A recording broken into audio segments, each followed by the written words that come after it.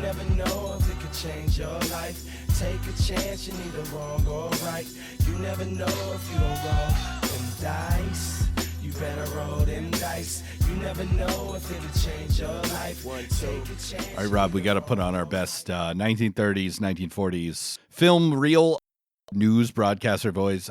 As from the nation of Hollywood to the Empire State, this podcast is delivered to you via high-speed airmail so that we can talk That's about right. the... We're coming to you over the airwaves, beamed straight from our studios here in Grand... I don't know, somewhere in the middle of America, where all things come from in a glorious... No, not America. The industrial states of America. Chicago. The industrial states of America. From Chicago, the Windy City. That's us. That's right. This is Dungeon Master of None. I'm Dungeon Master Matt. And I'm Dungeon Master Rob. And today, Matt, what are we talking about? Why are we doing the voice? We're talking about Crimson Skies, a incredibly obscure and forgotten property that is ripe for Dungeon Master inspirations, ? Actually, I just want to talk about it and subject Rob to my insane knowledge about this property. I have done this to Matt once, twice. I have a whole list of things that I'm going to make. Rob's got a whole list. So it's only fair that Matt gets to do this to me at least one time. And I know a little bit about Crimson Skies. Matt, was it a GameCube game? There was Xbox game. You and I played Xbox original in college, and you ran a couple of brief campaigns. So I'm vaguely familiar with the aesthetic, but I don't actually know anything except that there are biplanes and zeppelins and some kind of alternate history, which already makes it very cool, but that's literally everything that I know about Crimson Skies. Excellent. And that's probably more than 99% of our listeners know. But if you're not familiar, Crimson Skies is a pulp action setting in North America, alternate history, 1930s, full of a balkanized United States where air pirates rule the skies, and the feuding former nations of the United States of America rely on private militias of adventurer pilots who guide shipping, protecting it from the depredations of pirates and foreign invaders, or, are like pirates with a heart of gold themselves that, steal from the Vanderbilts and, give to the rural poor of Dust Bowl, Oklahoma or something, because it's the 1930s. Yeah. And aesthetically, there are a lot of things that I like about this. And I like all historians, like a little bit of alternate history thinking. And there's a couple of, there's a handful of tropes, themes that reappear, right? And a very common one, probably the most common one, is what if the Confederacy won, or what if the Nazis won? Those are stupid and they suck. They're boring. One thing, however, that is cool, that is also I think has kind of become its own sort of mini genre is, What if America was destroyed? What if we never stopped using Zeppelins? What if everything was everything was Art Deco and cool for forever? And right. Imagine if you've ever seen the picture of the coolest Art Deco train of all time. Yes, right. You know the one I'm talking about. Right, I know the one. Yeah. You're getting excited right now. I am turgid. I love an Art Deco train. I love an Art Deco building. I love a big dude on the side of a building, but he's angular. Yeah.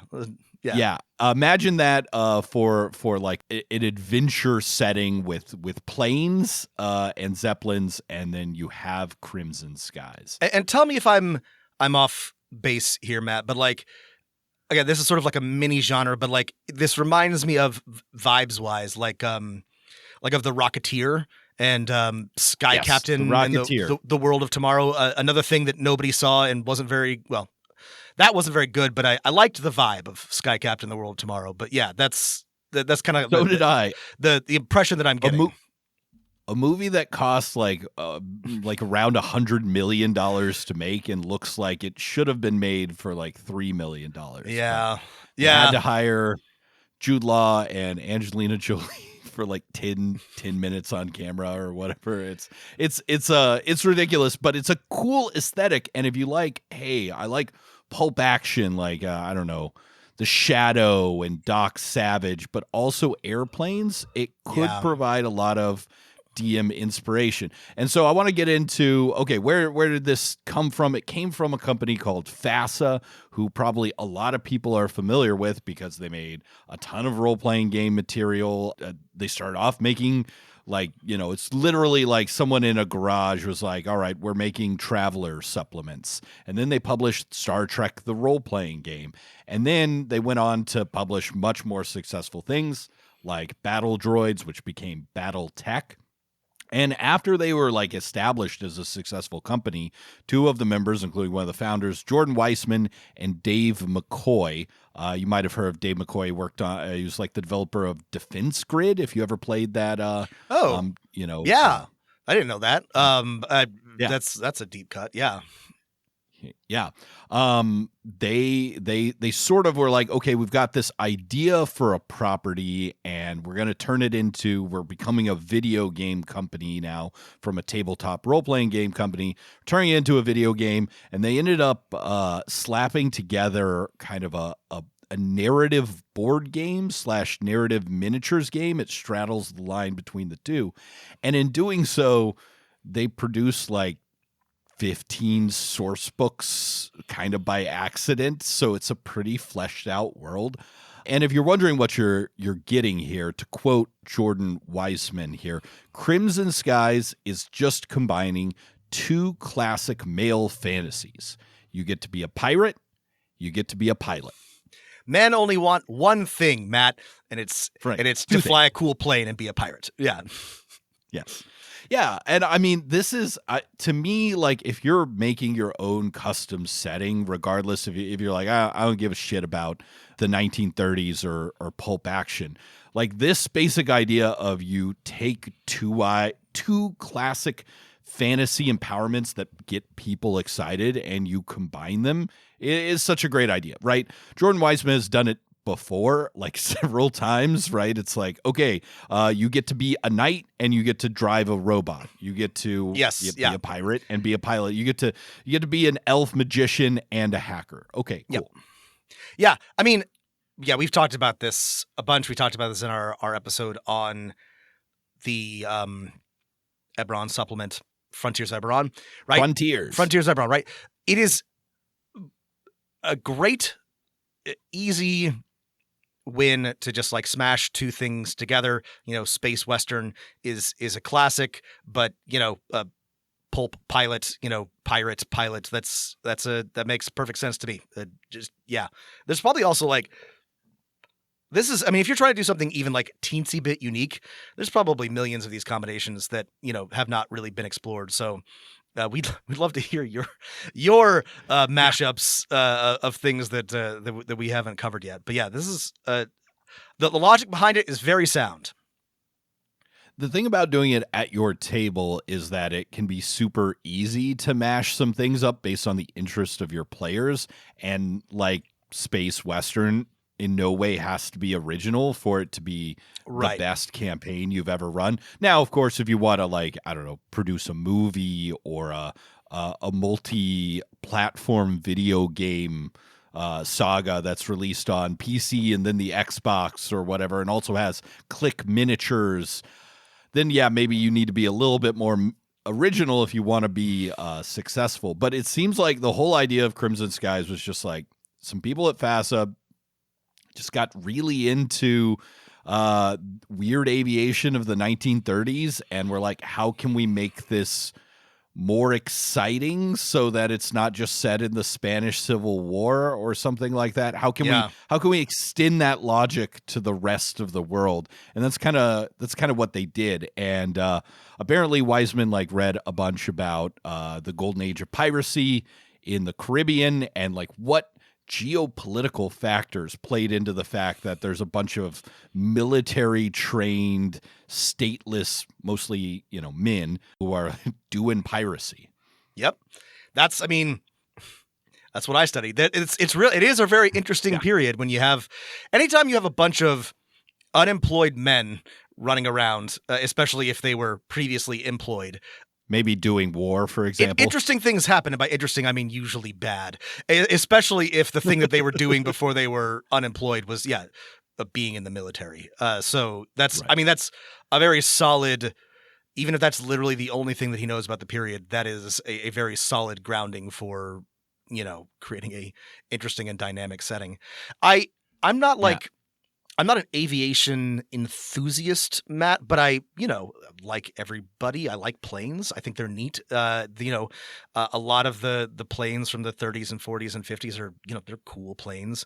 The P-38 Lightning. I mean, look at that thing. It's cool. A Mustang, great name for a plane. Like, Ooh, every nation had their own, like, this is what the Chinese planes look like. This is what the German planes look like. This is what the Italian planes look like, and they all have their own, like, they actually got like designers. It wasn't, smooth, featureless slop. It was, I don't know if it mattered, but it was cool. Current, like, 7th generation fighters or whatever, they all look the same or whatever. Oh, I gotta like say, in the though, 30s and 40s. The new Chinese fighter, it looks sick. It looks like a deadly triangle. They're doing something cool over there. But I mean, it's a really. I will give you that. Yeah. No, that they were still figuring out like what would make a good plane that's good at like killing people, and there's a ton of experimentation in this. And if you're like interested, check out the XP-55 Cinder or the Hinschel P-75, the Kyushu J7W Shinden. Like, there are just so many from all over, like really wacky looking designs that at the same time look badass. Now, did they actually fly well or do anything cool? No, they didn't. But they looked cool, and Crimson Skies kind of takes that as like, well, what if all the cool looking ideas for planes and prototypes that they built during this time, they just worked. They were super awesome, and they designed planes that like look like an X-wing or one of these experimental planes. This is the thing that I remember from the video game, and I don't remember very much, but that there were all these like batshit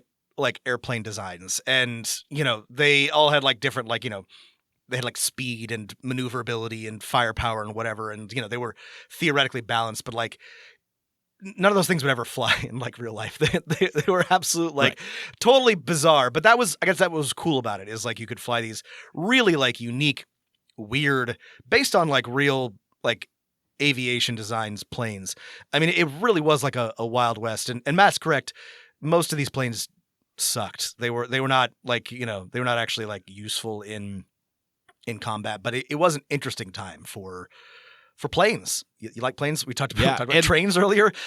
Trains, planes, automobiles. No more trains. Yeah, everything was weird. No cool. more automobiles. We got gyrocopters. Right. And no more trains. We've got zeppelins. People forget there was a brief moment in time when nations had either passenger or military zeppelins. After World War I, the United States bought a ton of like German zeppelins and renamed them things like the Los Angeles and the Akron. And while they were really cool, and you could, look up a bunch of pictures of, oh, hey, there's a Zeppelin flying over the Empire State Building. Wind is kind of a problem for rigid airships, and it turns out there's a lot of wind in the atmosphere, and so I mean there's still use for like floating things in the sky. It's just not as useful as Crimson Skies assumes that basically all interstate commerce, and by interstate I mean between North American nations, like the industrial states of America, Dixie, the Empire State, Republic of Texas, the People's Collective, is done via Zeppelin, which is super cool. Rob and I both love ships of all kinds, and Zeppelins are among the coolest ships. I'm sure there is some sort of like, I'm sure I should be wary of like, I don't know, some like nascent fascist impulse for being excited about trains and Zeppelins or something like that. But every time I see one of those pictures of like a Zeppelin docking at the Empire State Building, I'm like, that's the coolest thing ever. Why? What could have been? Like, this is the future we were promised. Why don't I have Zeppelins? Yeah. Right. This is really speaking of the future of promise, it's really, I'm pretty sure someone had to have read H.G. Wells' The Shape of Things to Come. I don't know if you've read that one, Rob, but it's, I'm like, I haven't read it. I am vaguely familiar with the idea behind it, but no, it's one of his many predictions was, okay, well, World War II, I think, will happen, or World War I will happen again, or something like that. Okay, not a far-fetched Yeah. thing when you're riding in the interwar period, but also just like air power will rule the skies. And of course, a lot of people thought about this. Yeah. And, he describes these massive fleets of bombers and zeppelins and stuff like that. And, that's kind of the idea here in Crimson Skies, too. I mean, H.G. Wells is funny. His works are great and have such like a hold on our imaginations, but he was wrong about so much shit. he was not as prescient as he as he would have liked to have been, but it didn't matter. Pro tip, write a bunch of sci-fi, predictive novels, and if you write enough of them, at least some of your ideas will end up in future tech, and then people will be like, wow, H.G. Wells wrote about this 100 years before it happened. Helps to be a first mover, yeah. One of the, as we're talking about this, I'm reminded, in Kim Stanley Robinson's Ministry of the Future, one of his more recent novels, really interesting. A lot of like, it's kind of like a climate fiction thing, but one of the things that he sort of like suggests is that we would move back to airships for slower travel because they're more environmentally friendly than jet planes, and we would start to, just because we would adapt, we'd be forced to adapt by climate change to slower pace of life and technology, and I do think there's like something to that. That being said, there was the Hindenburg is only like the most like dramatic example. Like they didn't work very well. They just didn't do. You did not want to be a crew member or a ground crew member for the USS Macon or whatever. Like the chances of you just dying in a windstorm off the Great Lakes or being lifted into the air while trying to hold it down were kind of good. But they were developing like these Zeppelin fleets. The idea was they would launch, do reconnaissance, move people around, launch parasite fighters. And Crimson Skies kind of says, okay, what if this all, worked? What if there were these fleets of Zeppelins for all these different types of things, but, the cool people, let's say pirates or, your group of miniatures in the board game or the video game had one of these. You can fly it around. Your squadron kind of launches out of its belly and then flies back into hooks and goes. So it's like, oh, it's the same thing as a sailing ship pirate game or a space game. This works super well for a role-playing game, in my opinion. I think so too. Okay. Clearly I'm excited about this, but tell me more about, I'm just talking about like the general ideas. Get me, guide me in, Matt. Okay. Well, so, they were developing this video game that was actually, in my opinion, I think it's pretty good for the PC. It didn't make a ton of money, but it eventually got them bought by Microsoft, which was maybe a win, and they made one of the like flagship titles for the original Xbox, which was a critical and I think commercial success. But of course, we know these things don't matter that much in the world of like video games. And actually, this was the end of FASA as we knew it. If not the designers themselves, they continued to make interesting things. But they were basically making all this, and they're like, we have this like fun board game with BattleTech, this miniature board game that's infinitely customizable, lets you tell a story about your mechs. You take your pilots and your machines from mission to mission. Why don't we do that here? And they kind of slapped together some board game rules there's a ton of dogfighting air combat board games. This one's mostly inspired by a game called Canvas Eagles, which I quite like. But they had a ton of fun with the world building and creating the nations and squadrons and games. So everything that they created for the board game, which would work equally well for a role-playing game setting, it feels really real in a fantastic, fun sense. Everything you read is very fun. There's like 1 million errors in the board game. Like, a plane is like described as incredibly maneuverable, and then its stats, don't match it. But you have all these cool plane designs.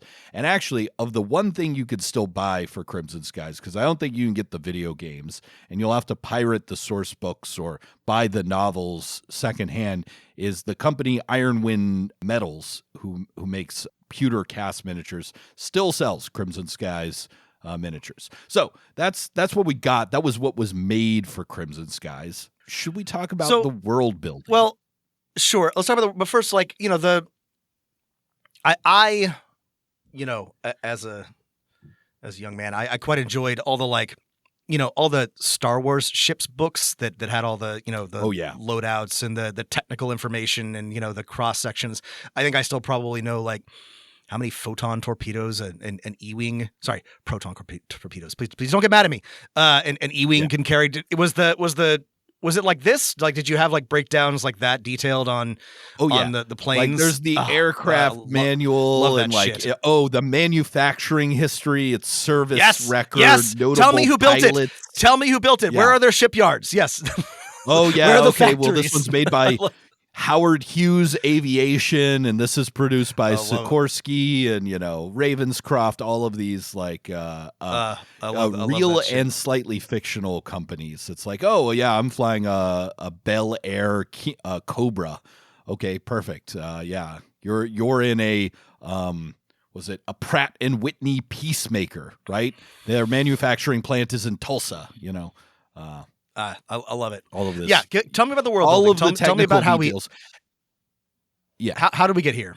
So when we talk about an alternate history, right, people often ask, like, what are the point or points of divergence? And if we get to a balkanized United States in the 1930s, their basic points are that there was a second influenza pandemic in the 1920s, and that this is a funny one, the amendment to pass prohibition, the 19th Amendment to the Constitution of the United States, failed. And so there was a big amount of smuggling and border closing between states, leading to local governments taking power, as instead of, you know, the New Deal sweeping in and creating the modern, you know, federal government in many ways. That never happens, and instead things move the other way. As you know, people are like, hey, you can't, you know, Kentucky is wet, but Ohio is dry, and so the Ohio River is now a closed border. We're tearing up the train lines. I mean, that makes as much sense as anything else. I do. Looking back, like, prohibition is just like one of the wildest things that ever happened in American history. So yeah, in real life, it passed with like 40 states signing on to it. Yeah, right. It was not a close thing that it to fail. But I do like the idea, that was sort of like the breaking point, and instead of and that's actually smart, right? Because like the big consolidation of federal power, right? That does come in like in the New Deal era, including basically all of the hallmarks of like the modern American state. So if that never happens, it isn't wild to imagine, a balkanized United States. Right. And so with those two things in the background, you know, the stock market crash hits, and everyone, you know, with pandemic plus smuggling, some more of the rebellious states challenge the federal government's authority. I think Utah passes a law making Mormonism the state religion, and the federal government fails to enforce its will. They're just like, well, what are you going to do? And then places starting with Texas begin declaring their independence and then rapidly forming coalitions. And so that's how we get many different competing states in North America, plus everything has to now be moved by air because there's no more trains connecting everything. And it's a big continent. Right. Wait, hang on. That's really interesting. Like obviously, like without like a standardized rail system, it doesn't work, right? You don't have to have a federal government, but everybody has to agree on, you know, what gauge to use, and the types of, I don't know, all this shit that was made possible by having a united. So yeah, sure, why not? Given that we don't, this country doesn't have like a major, like not especially out west, like a major like a riverway. Why not Zeppelins? That makes sense. Why Zeppelins. not? People people love aviation during this time, and so why not? They start building massive impractical zeppelins. If you imagine they're practical, then it all kind of works. And so, I mean, it's well before the interstate system, right? So it couldn't be cars either. Yeah, sure, I buy it. No, let's go. After the breakup of the United States, like there's a kind of a era of prosperity as these regional governments, expand and the people recover from the stock market crash. But of course, it's an unstable prosperity as these states are fighting each other. There's pirates and privateers everywhere. A brief tour of the United States, and this is, I think, a fun thing for players, is like, well, I have roots here, or I'm from here, or I know people here. Oh, I could make a character not from boring old Massachusetts, but from the Atlantic Coalition.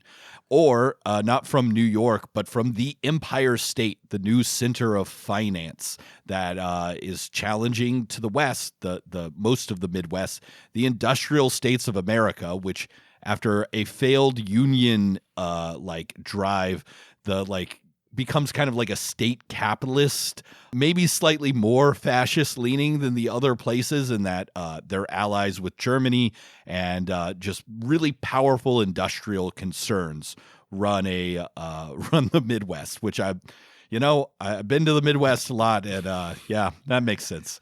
It's not hard to imagine. We're talking like the year in question. Like, I'm guessing this is. The default year is 1937, so it's like 8 years after the breakup. Which, okay, realistically, that's really fast for everyone to kind of forget about the United States.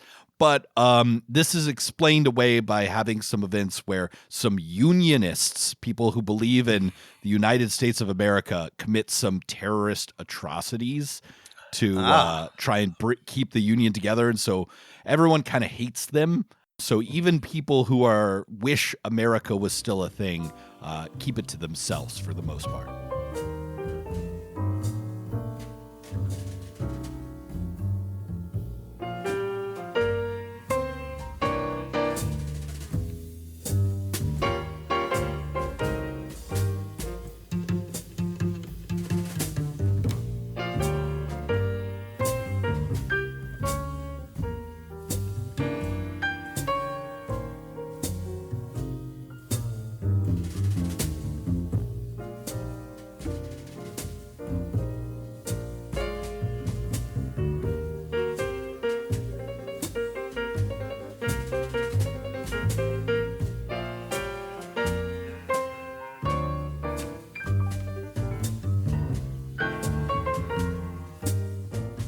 Yeah, we've got the smuggler land of Appalachia. That's main production is just booze, and sends it elsewhere.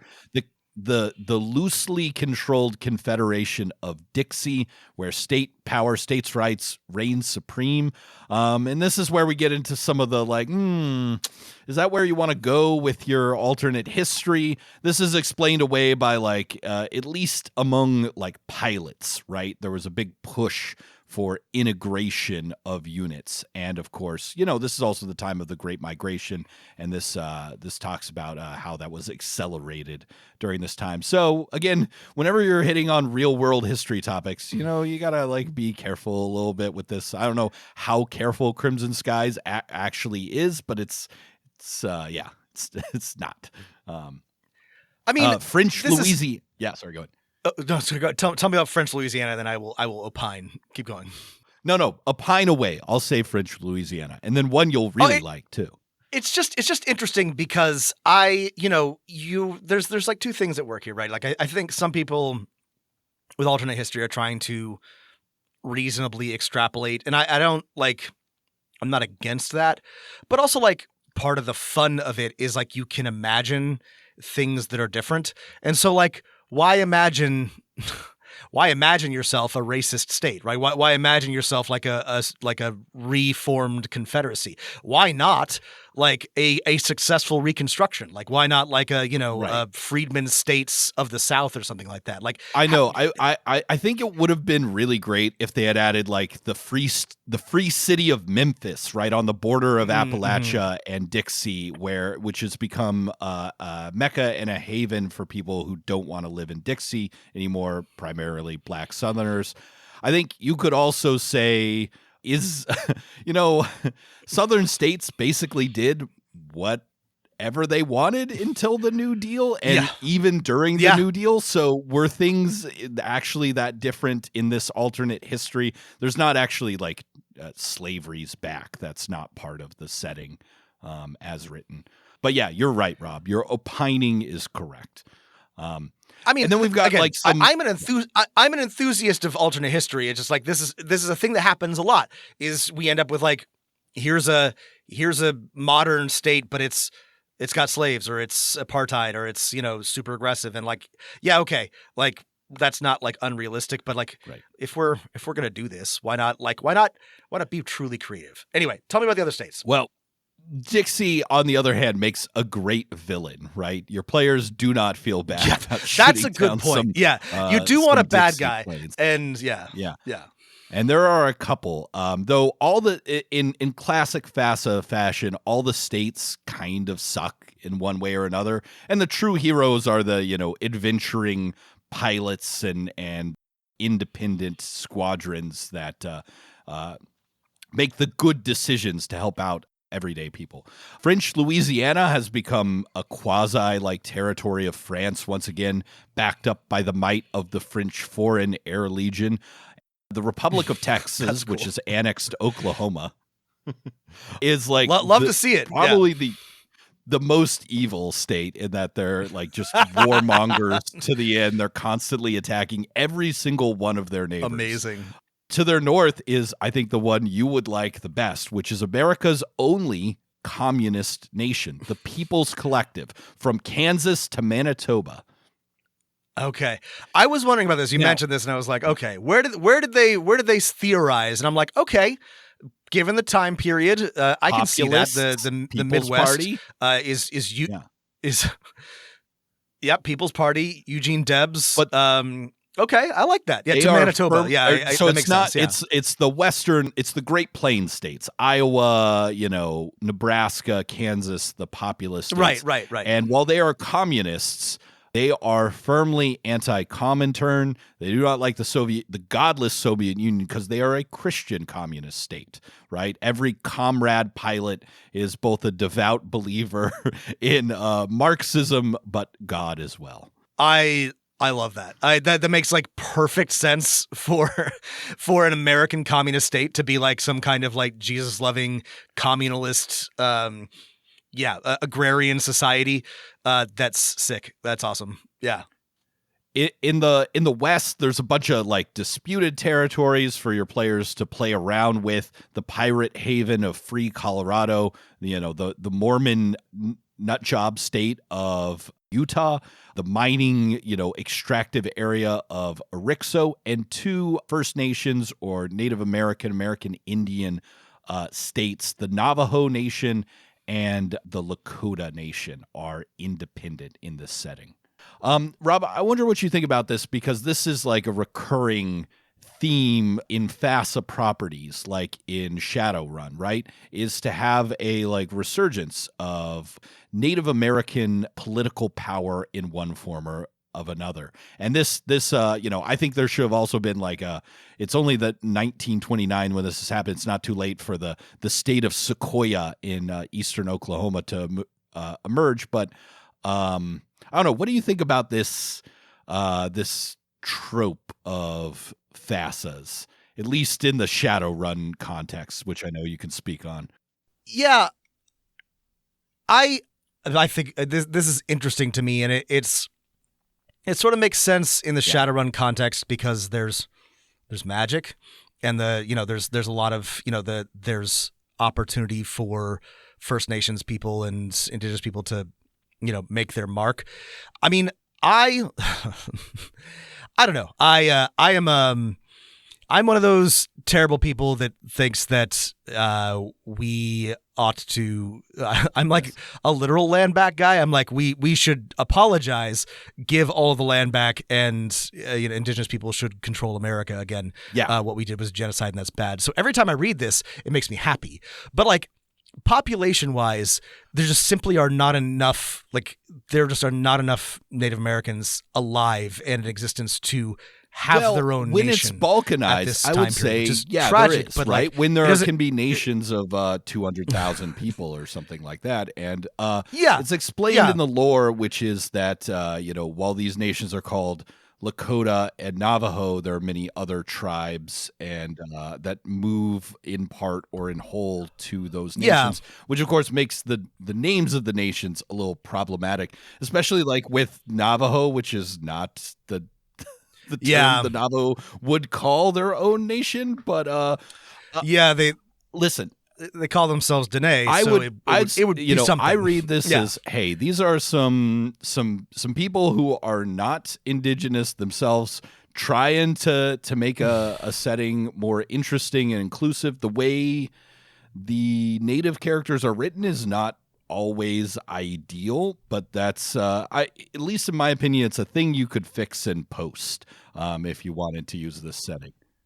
Yeah, I guess like from my perspective, I'm for it. I like it. Like I like the idea of like an indigenous resurgence, like taking the opportunity of a failing United States to consolidate. There were lots here. So here's the thing. Here's what I would do, and I would, I guess like for me, I probably would like consult or ask somebody, but like there have been like American Indian confederations, lots of them of united tribes who either shared like a basic language or none, and it wasn't like a single tribal identity. It was a broader like coalition.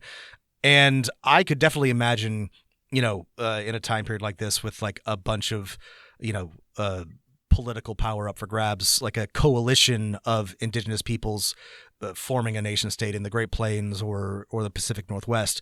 But yeah, it wouldn't be the Navajo Nation. It wouldn't be like the Lakota Nation. So good idea, I think. But yeah, I would make some tweaks. Yeah, some renaming, and then of course everything is painted in a pretty broad brush, right?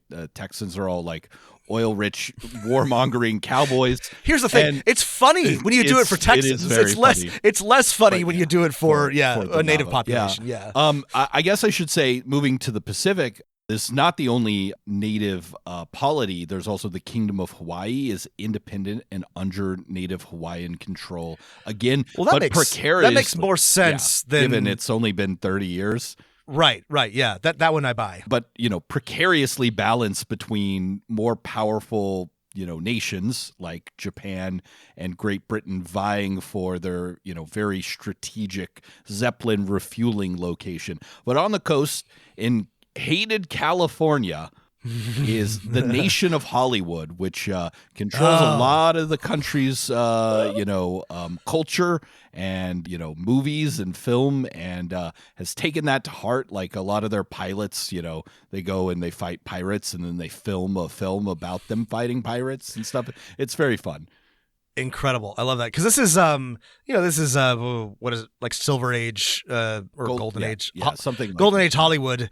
And something as stupid as like actually fighting pirates, but filming it and is totally buy it. Right. Yeah, that's great. It's great. It's like, the Empire State has poached Charlie Chaplin to build a studio in Manhattan. And everywhere there's like going to be a war over this.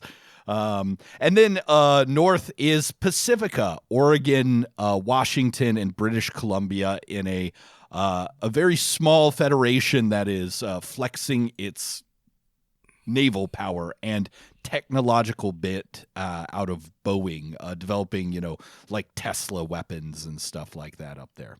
Ooh. Oh, okay. So hang on. This was a question that I had that I forgot about. Like, is there weird tech? This reminds me of Sky Captain in the World Tomorrow or the Rocketeer. Is there, are there Tesla cannons and so in the board game and the original setting, which I think was made during the time of the computer game, everything is pretty grounded. Like There's Okay. better machine guns and rockets and airplanes than existed at the time, but it's all like, oh yeah, you could see that being developed. There's like Sure. a It's homing guns, rocket or something like that. It's rockets. It's nothing really out there. There's hints in the board game later publications of what they were working on for the Xbox game, which has a ton of weird, 1930s and 40s mad scientist style technology, like weather control zeppelins, giant walking spider robots, Tesla cannons, all of this cool stuff. Wild West stuff, like we were talking about. Wild skies stuff. And so I think, for playing it in a game, it's like however much you want to crank up your mad scientist dial, it all works pretty well. If you want it more grounded or more gonzo.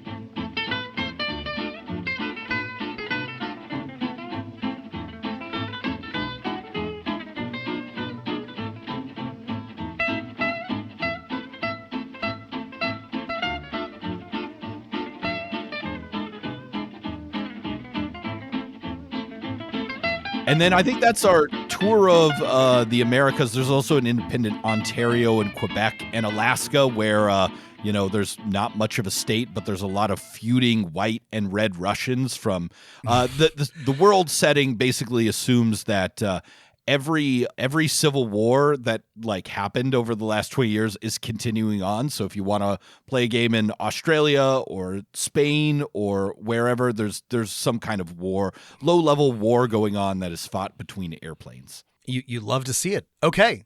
Yeah, so that's our alternate history setting full of experimental aircraft and pirates and a diesel, one of the least used punks. Just another term for slapping punk on the end of it. Dieselpunk aesthetic. Dieselpunk. Yeah, that tracks. Yeah, dieselpunk. Okay. Yeah. So I wanted to talk a little bit about what, to me, appeals about Crimson Skies and what a Crimson Skies or a Crimson Skies-like role-playing game can be about or is good at being about. Okay. I think you answered all of my setting questions. Yeah, what about, wait, your mind. Any I silly, more setting questions? I think I'm the most knowledgeable person on the call and perhaps in the shattered states of North America about Crimson Skies lores. I've read all the novels, played all the video games, read all the source books. The thing that I'm thinking about as a world builder, as a nerd, as a alternate history enthusiast, right? Booze, that makes sense to me, right? Booze is, that's a contraband that's smuggled, that's going back and forth. Where's the guzzling come from, Matt? Where is it being smuggled in from Texas? Does Texas have power because it's selling diesel to all the other states, or right. I don't know, Neo Saudi Arabia, shipping, sorry. Yeah. No, I'm always thinking about supply gasoline. lines, right? Yeah. Well, so if you look at, early petroleum consumption and production, right? There is enough of it in places that are not Texas, that's true. Pennsylvania and California. That you can probably hand wave most of it away. But yeah, that is essentially the major source of income for basically anywhere there was a oil field in the 1930s, right? You can imagine one today, and there's a lot more of them than just what we think about oil today, which is essentially in North America, which is essentially the Gulf of Mexico, the Permian Basin, and North Dakota. There are a lot more, lower production fields that were not used up yet. That's a good point. There were a lot of derricks everywhere in the U.S. in the early days. So a practical question. I love the Sky Pirates idea. It makes sense. Yeah. Goods are being shipped by Zeppelin. Things aren't safe. What happens when, Captain Flying Blackbeard like do they like force the Zeppelin to land? They shoot them down and just like loot the corpse? Like how does they defeat the defenders? How does this sort of like what are the practical elements of this how do you piracy? take a ship in this one? How do you take a prize? I think there's a quote in one of the source books that's like you don't make any money by scattering a Zeppelin across the landscape, and so you shoot its defenders, and then essentially while it might have some machine guns or something like that, it's a sitting duck to airplanes, and so they will surrender or allow you to board, and under threat of we will shoot you down if you don't, or you take out its engine nacelles, right? Early Zeppelins had these outrigger pods essentially with engines, and the board game and the video games have mechanics for you got to shoot these pods down, and this slows the Zeppelin down so you can catch it, or turns it into a sitting duck. And then there's also a lot of lore about sending Zeppelin raiders, so fly a cargo plane really slow over a Zeppelin, jump out and try and grab onto it. Because, the thing about aviation during this time is like planes can go, a not unreasonable speed and not stall. Really slow. Really slow. Yeah. And so you try and grab on the Zeppelin. If you fall off, you use your parachute or just die. And then you swing into one of the windows or the gondola and try and take the thing by force. And booze is or helium tanks, right? Helium is an important commodity which Texas did control until pirates raided it, and then it was determined by the League of Nations to be sort of a neutral ground which all nations in a coalition would defend and share some of the profits. But but also kidnapping, right? If you kidnap the Rockefeller heiress or Errol Flynn as he was in his Zeppelin, heading off to site to film his Captain Blood, which is set in the skies, not in ancient history. Captain Blood is one of my favorite movies. It really holds up. If you ever want to watch a black and white that actually, I mean, many of them are good, but like it's a great pirate movie. Check it out. Yeah, I think there's something in the thing that's like Captain Blood releases, Errol Flynn plays, and Captain whatever, but of course he's got a Zeppelin and a pirate. It's not a hit. It got made the same way as in our timeline, except it's not a historical film. It's set in the present day. Okay, I think those are like I'm having no trouble like buying into this, and I love the idea of this also like in this period you did have like you could be a dude with a plane, like this is a big planes are not that expensive either, and there's a lot of like adventure movies, real life adventure movies that are about some guy's got a cargo plane, and it was a time when you could be paid, you could make a decent living doing adventuring stuff, flying cargo from one place to another, and it wasn't all consolidated. So I have no trouble buying into just like that, but you're fighter pilots and in cool little dogfighters. So tell me about it's also a great alternate setting for of course any so recently diverged 1930s America is still going to be sexist, at least for your heroes, for pilots, right?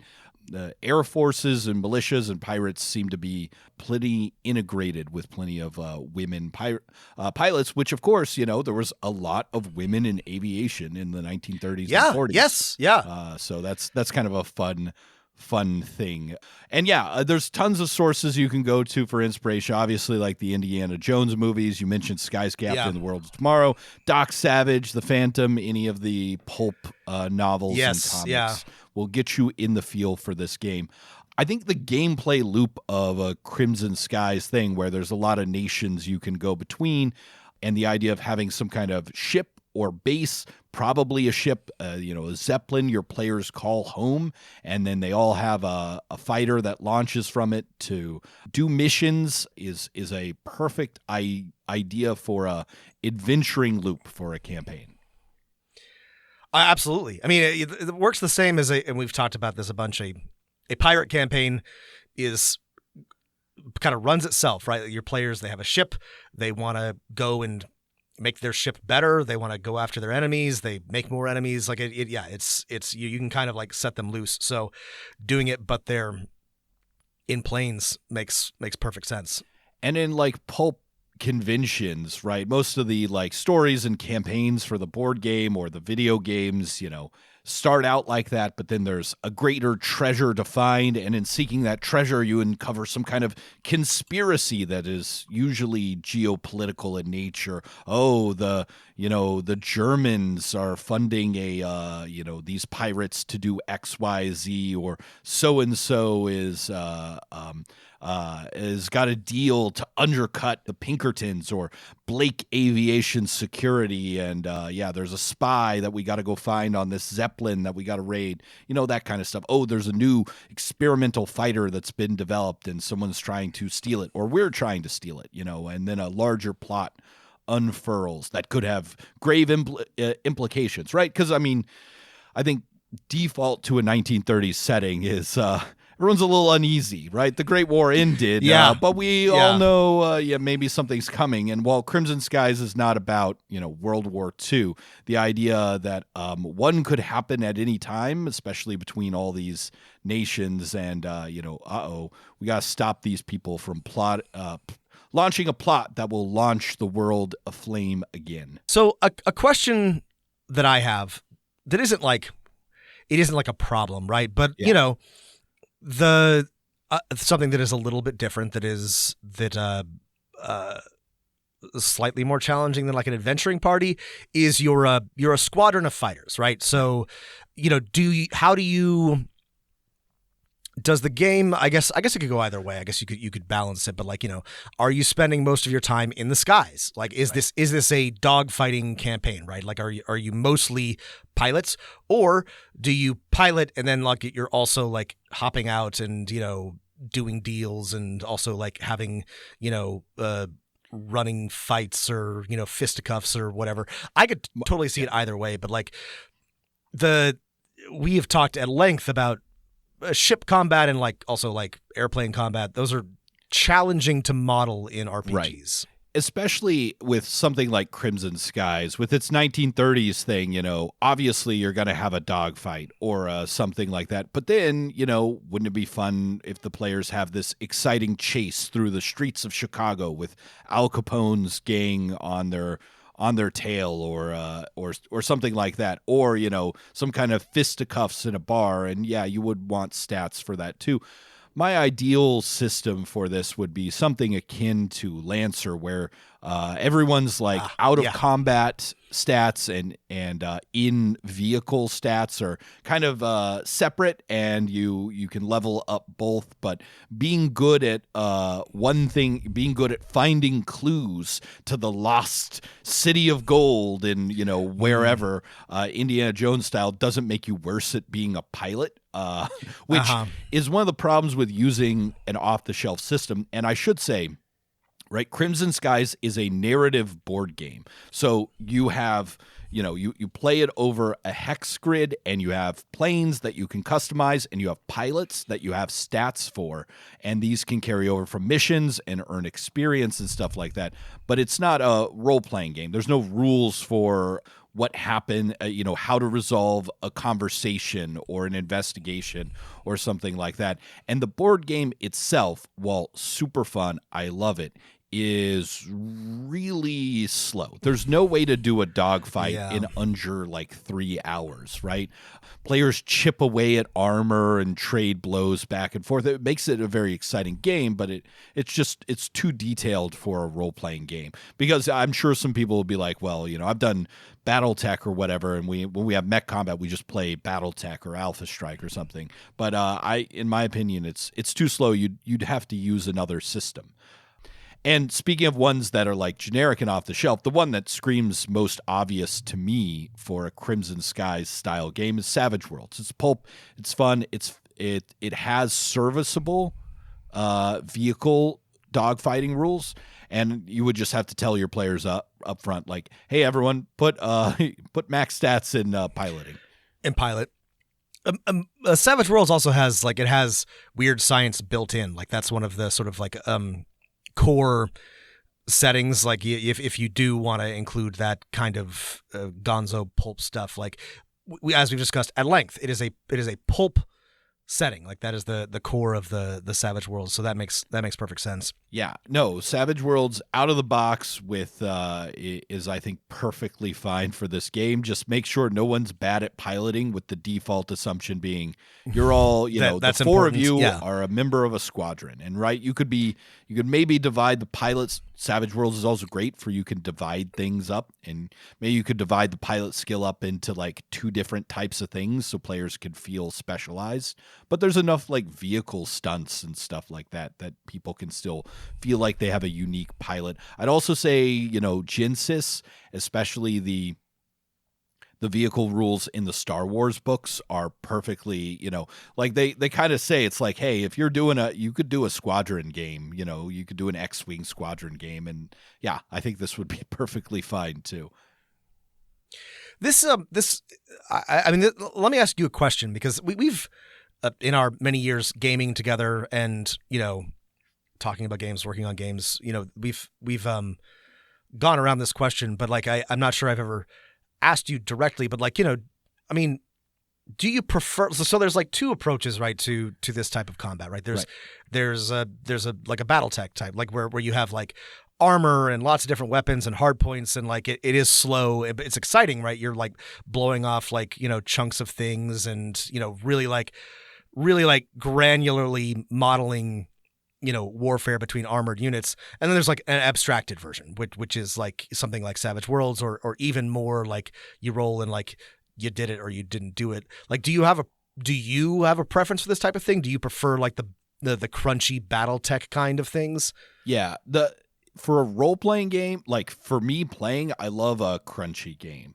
But most of the time I will just play something that can actually be accomplished in a small amount of time. Now, for a role-playing game, like I do like something in the middle, where it's not like you make a dogfighting roll and that resolves the dogfight, or that resolves your actions for one round. And I've used, just like rules light miniature stuff when I've run this type of game, where I just like, okay, yeah, I'm going to move over here. I'm trying to get behind them. And that way players feel like the sort of same type of combat you would get in a game like Pathfinder 2E or Lancer, where it's like things are moving around. And so for me, like my times running Lancer have been absolutely perfect for this. There is a Lancer space game, but it's focused on Ender's Game style fleet maneuvers, not individual dogfighting, called Lancer Battle Group. If Lancer ever made a fighter game, that's the rules I would be using. I was going to say Lancer's always seemed like a really good like middle ground. It's like a happy medium. It's medium of 4E crunch style rules. It's yeah. like they're fast enough, but they have tactics, right? And the tactics often evolve around special abilities, because I think one thing you don't want to avoid is Crimson Skies, the board game, is based on many years tradition of air dogfighting simulator board games, which require not only deep knowledge of the mechanics, but like a little bit of like this one specific type of board game, miniature game skill. Like it takes some skill to, if anyone's ever played the X-Wing miniature combat game, right? To be good at dogfighting, because it's like, I'm predicting where this person's going, and I want to place where my person's going. And if you keep it rules light enough, that can work in a role-playing game, but it is hard for some people. And so, if you have people who are like, well, I'm not into doing a dogfighting board game, you maybe don't want to have that barrier to being good at the dogfights. Or maybe you do. You can always, as the GM, tilt the scales so the players are up against some foes that are just not as good as them, and their weapon rolls are terrible and stuff.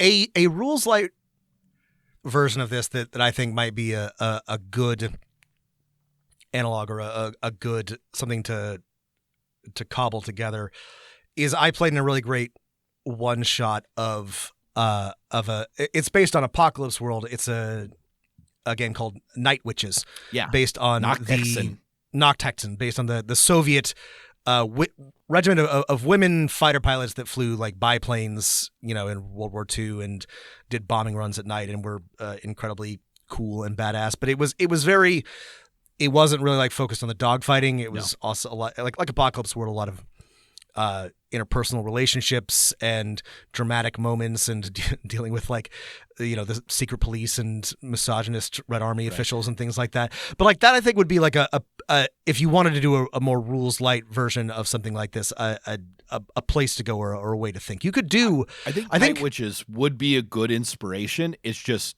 all of the details of Night Witches are a completely different tone than Crimson Skies, which is not is like, hey, I swung in on the chandelier and saved some people while firing my Tommy gun and then laughed it over a glass of champagne as me and my crew played That's cards. true. Night Witches is a lot more. Shit, we got this commissar is breathing down my neck and giving us shitty equipment and treating That's us such a good point. The vibe is not at all like pulp action adventure. That's such a good point. It's like I'm shooting someone down. They're probably not going to die. They'll hit the silk. I'll waggle my wings at them and speed off. Not like I'm murdering these fucking Nazis. That's right. I'm killing these Nazis, and then I'm going to go home, and I'm going to try to like not get like sent to the gulag for whatever. That's true. So the vibe is not right. Absolutely, just port the rules over to the world of Crimson Skies, or use the rules which are or the setting, which is incredible, is Warbirds, the role-playing game. And this came out a long time ago, but it's a rules-light kind of action pulp adventure set, again, in an alternate kind of interwar period, but this is in a bunch of floating islands that were once the Caribbean, that were ripped out of the planet by a mysterious storm. And so now like Haiti and Jamaica and Cuba and part of the Yucatan are floating around. So you have this whole like world and civilization that is full of sky pirates and sky squadrons that is inspired by the peoples and history of the Caribbean, which I think is pretty cool. And they have Matt, how have you never told me about this before? This is the coolest thing I have ever heard in my entire life. I played it. It's a fun game. I'm sorry. We're gonna have to do a review of this because this is the sickest thing I have ever heard. This is so cool. Yeah, it is very cool. Where you can be, a Haitian, flying aircraft carrier captain and ace pilot and take out pirates as it floats through a cool realm. I think there's also a Jet Age Warboards, which is a more like 60s inspired thing, and a Space Warbirds, which is the peoples of the Caribbean exploring the universe, and does the same thing. One of the things is the rules are very light. It's just a simple roll a d6 compared to a target number, but they added just enough extra to the dogfighting system that it works really well. You print off a sheet of paper that has kind of a big ladder with a bunch of spaces. And as we all know in dogfights, right, altitude equals speed, speed equals win. And so like as you make maneuvers or checks or attacks or something like that, you're constantly gaining altitude or losing altitude, and you can only attack people who are at a lower altitude. So you're kind of doing a very abstracted combat scenario, but instead of mapping things out, you're mapping things out vertically, and it works really well. Oh, that's a cool idea. Yeah. Okay, I'm into it. All right. So I highly recommend Warbirds and I have the PDF in front of me, by Outrider Studios, authored by Steve and Kate Bergeron.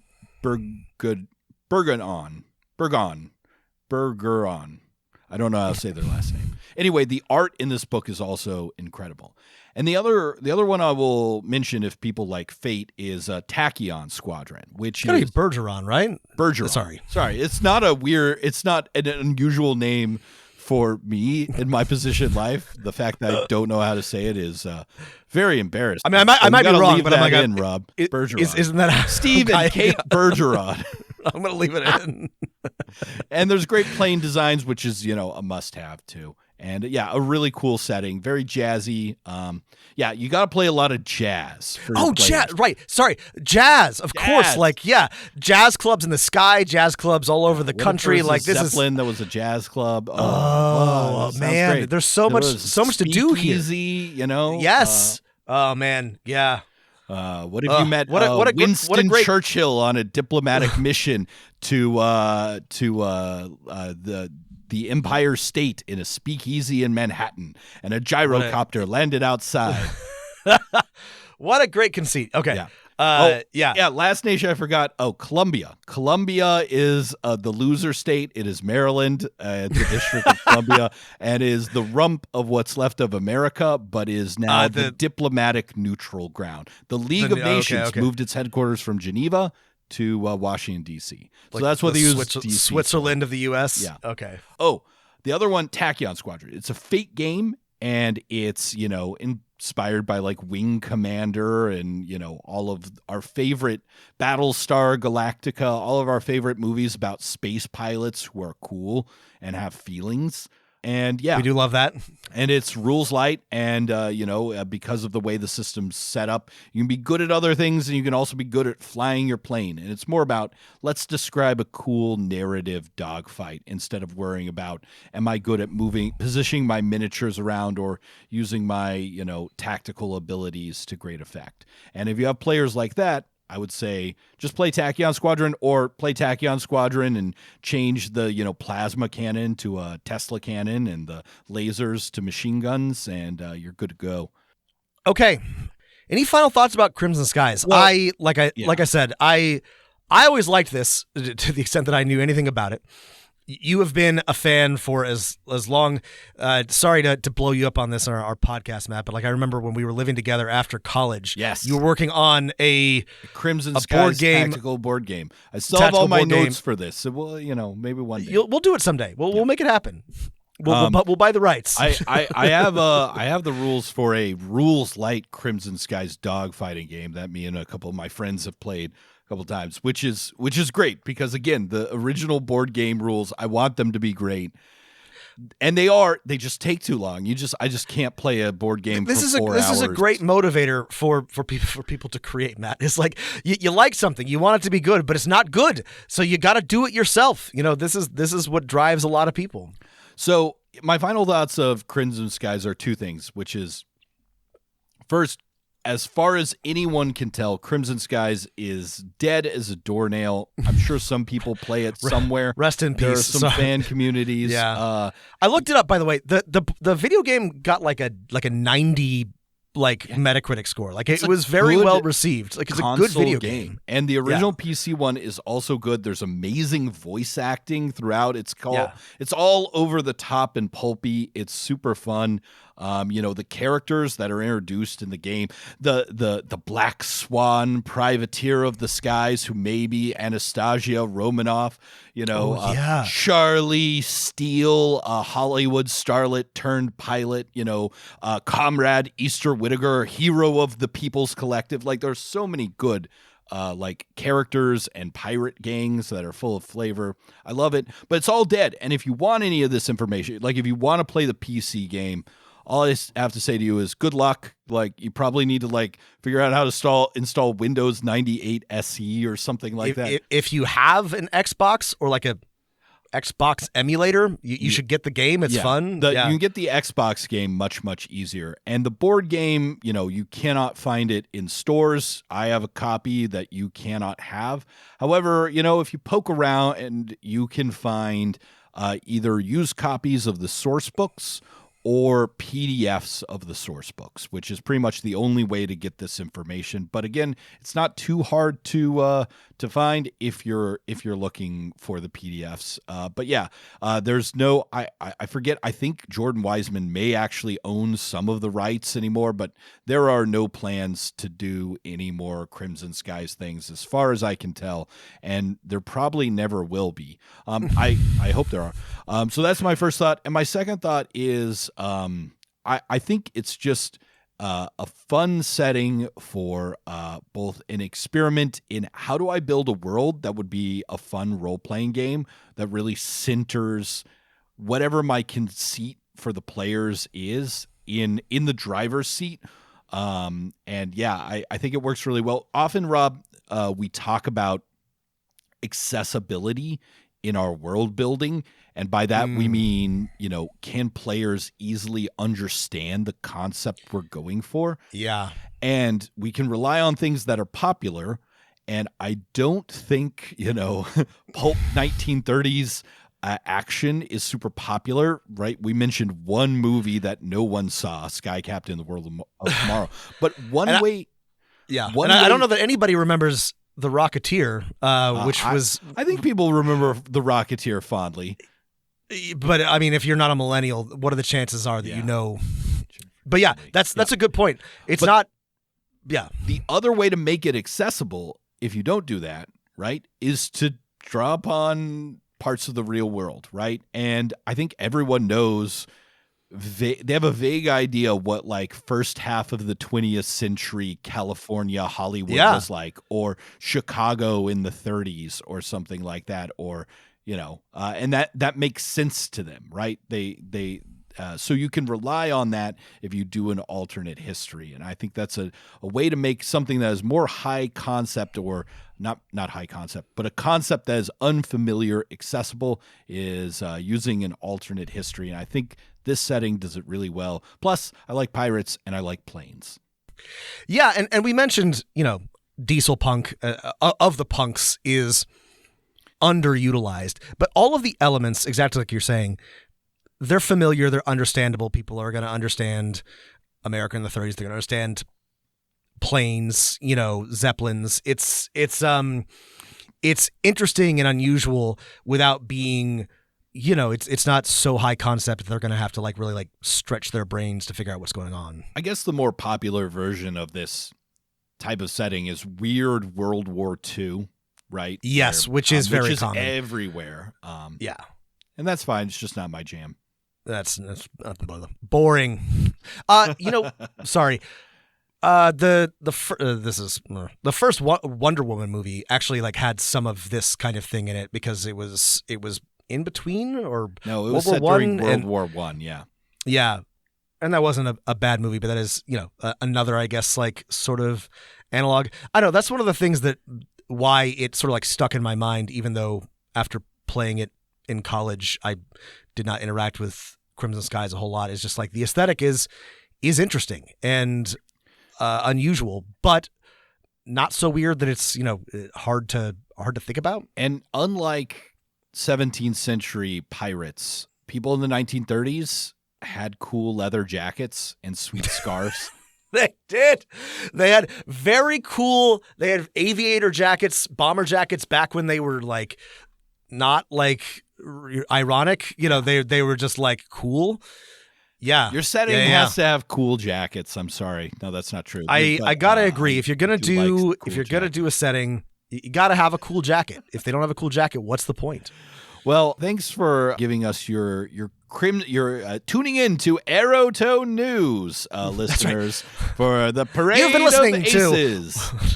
You've been listening to Dungeon Master of None on the over the airwaves from 101 KOF DM, Chicago's only nerd radio station. Industrial States of America. President Ford signing. No, it's not. Ford's not president. Someone equally terrible is president of the Industrial States of America. And that's it. Thanks for listening. If you have questions or other ideas for another lore deep dive, hit us up, dmofnone@gmail.com, or you can, do a flyby, drop a letter off at our aerodrome and challenge us to a duel, and join our Discord. Links in the show notes. Thanks for listening, everybody, and keep rolling them dice.